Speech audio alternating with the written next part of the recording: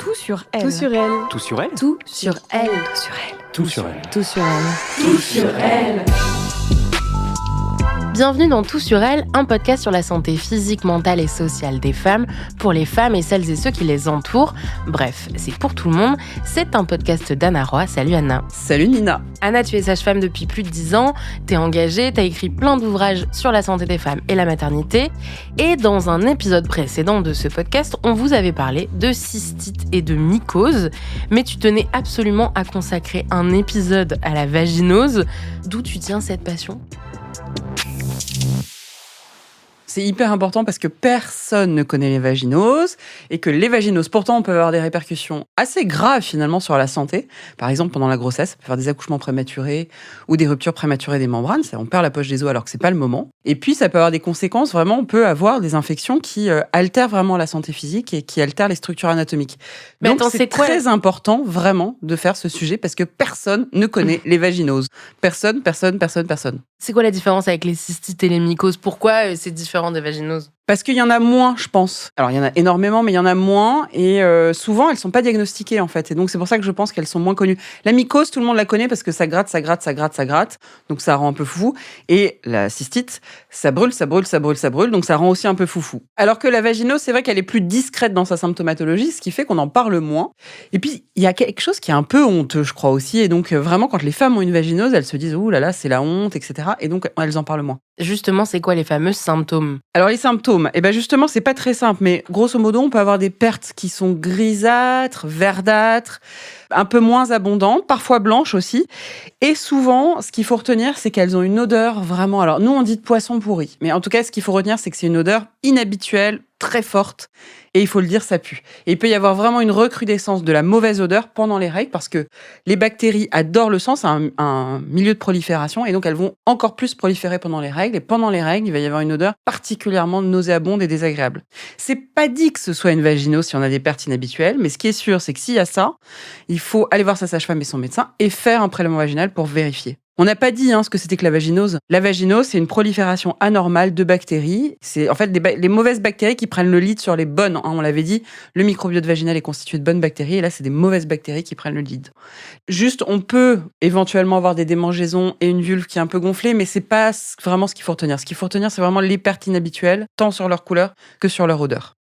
Pourquoi les femmes mettent du temps ? Enfin, si c'est peu connu la vaginose, j'imagine que des fois elles mettent du temps à se rendre compte qu'elles en ont une. Est-ce que c'est ça aussi qui fait que tu as envie d'en parler ? Oui, parce qu'il y a vraiment une idée selon laquelle, par exemple, les règles, ça fait mal. C'est faux. On dit aussi les pertes vaginales, standard, elles puent. C'est faux. Les pertes vaginales, ça ne pue pas. Les pertes vaginales sentent les pertes vaginales, la rose, etc., etc. Et donc là, ça pue un peu plus. Donc, comme elles ont en tête que ça pue les pertes, finalement, tout ça est normal. Alors que non, vraiment, c'est une odeur inhabituelle. Et je tiens à le redire, les pertes, ça pue pas.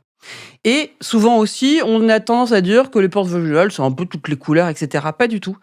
Vraiment, il faut que ce soit blanc ou transparent, mais en tout cas, pas vert, pas jaune, pas gris, pas je sais pas quoi. Comment on l'attrape, la vaginose, du coup ? Alors, c'est très important aussi de défaire cette idée-là, de se dire que c'est parce que on a eu des pratiques sexuelles, je sais pas quoi, qu'on est allé à la piscine, etc. Non.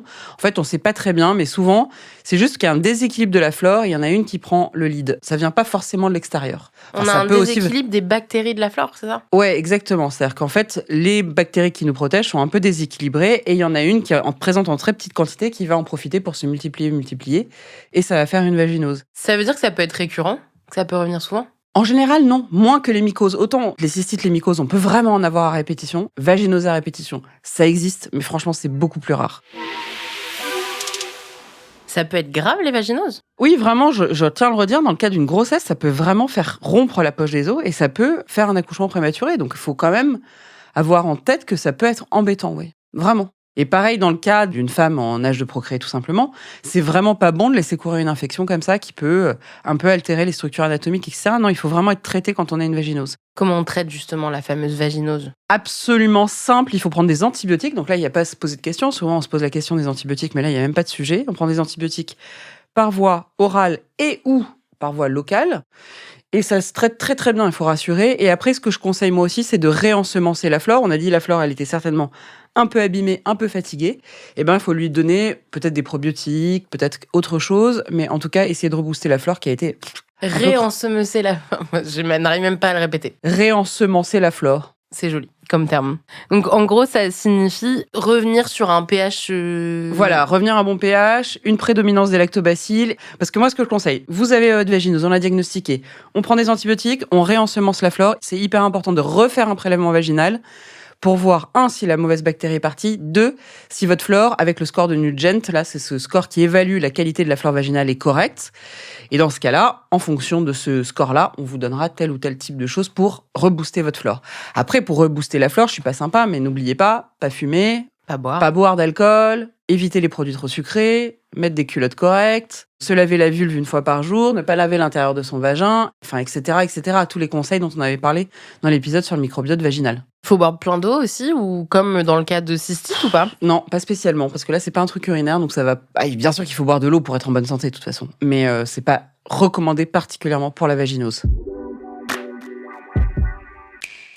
Comment on pourrait l'empêcher d'arriver à la vaginose? Est-ce qu'il y a moyen de faire de la prévention? Alors oui, on peut imaginer qu'en prenant soin de son microbiote vaginal, on va effectivement lutter contre le risque d'avoir une vaginose. Et donc là, c'est toujours ces mêmes conseils qui reviennent, de vraiment pas fumer, pas boire, se laver la vulve une fois par jour, pas se laver l'intérieur du vagin, utiliser des formules pour se laver la vulve adaptées, etc., etc. Tout ce qui va protéger le microbiote, pas manger de produits trop sucrés et ultra transformés. Et n'oubliez pas, je le dis, je le répète, il ne faut pas s'essuyer d'arrière en avant, parce que qu'en fait, quand vous vous essuyez d'arrière en avant, vous pouvez vraiment ramener les bactéries, mauvaises bactéries du tube digestif dans le vagin. Tu parles de s'essuyer au moment après d'aller aux être toilettes. allé faire pipi ou d'être allé à la selle. Pas quand on sort de la douche. Oh, Non. c'est peut-être pareil. Bah si, alors là, pour s'essuyer après la douche, ça c'est vraiment un point important, c'est qu'il faut sécher correctement. Et moi, je trouve que le sécher la vulve avec ce qui sèche les pieds, etc., c'est pas forcément une bonne idée.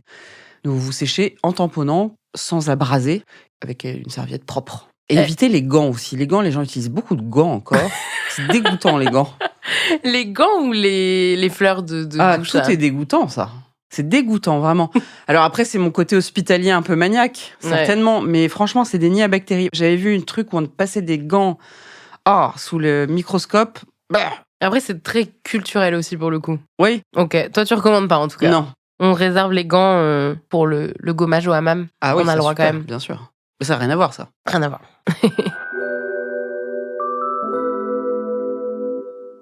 Est-ce que ça peut être grave, du coup, si ça revient souvent? T'as dit c'est pas souvent récurrent. Si c'est le cas, c'est quoi les conséquences à long terme? Ah non, mais si c'est le cas, on traite, et on va essayer de comprendre, et on va vraiment essayer de prendre suffisamment soin de ce microbiote vaginal pour pas que ça revienne.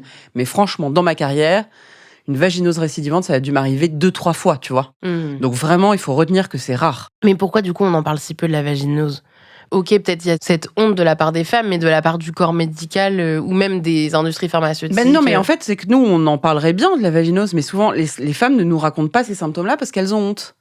Parce que, 1, on parle pas, parce que 2, ça pue, parce qu'elles savent pas si finalement c'est différent d'habitude. Enfin, je vais te dire la vérité, c'est que plein de fois pendant la grossesse ou pendant le suivi gynéco-classique, je découvre des vaginoses, mais carabinées, de femmes qui ne se plaignaient d'aucun symptôme. Tu vois, des consultations préventives. Et je vois des trucs, je me dis, c'est dommage d'avoir autant attendu. Au final, quand tu discutes avec elles te disent oui, il y avait des symptômes. Bah oui, mais elles te disent oui, mais je me lave 10 fois plus, du coup, enfin, j'avais pas compris que c'était anormal. Oh, les bichettes. Bah okay. oui, c'est pour ça, c'est vraiment, alors que c'est tellement rien. Après, je l'ai pas dit, mais il y a plusieurs bébêtes qui peuvent donner des vaginoses. Mais bon, on s'en fiche, vous en fichez.